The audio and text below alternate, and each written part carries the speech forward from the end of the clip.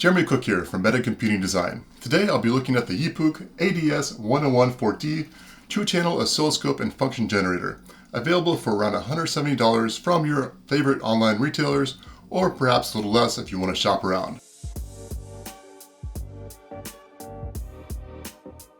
The unit appears to be identical to the FN-IRSI 1014D, which is available for roughly the same price. Upon first glance, it's a fairly standard scope, but there are a few details and caveats that you'll want to be aware of, so follow along to see how this device stacks up. According to the unit's listing, the device has the following stats. Speed-wise, it's a 2-channel, 100 MHz, 1 gigasample per second scope with a 240 kilobit sample depth. It has a function generator with 14 standard signals. The frequency, but not the voltage, is adjustable. It can capture signals and reproduce them as an output, which is a pretty neat feature. It has multiple knobs and adjustment buttons, many more than the portable scopes I have reviewed in the past. The Yeapook ADS1014D is an interesting device with a few caveats.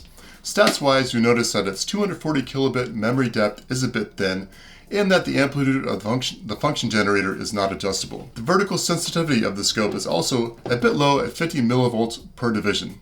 Still, it's lower in scope and compromises have to be made. It could be useful in a wide range of situations if your needs meet those specs.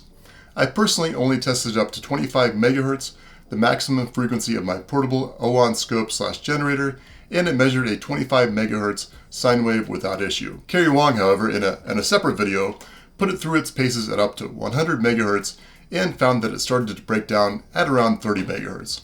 He also took it apart to look at the board and chips inside, and his conclusion was that he, quote, wouldn't touch it with a 10-foot pole. Take that for what it's worth. Considering these apparent limitations, a 30 MHz 2-channel scope with a function generator and a nice screen would be useful in many instances.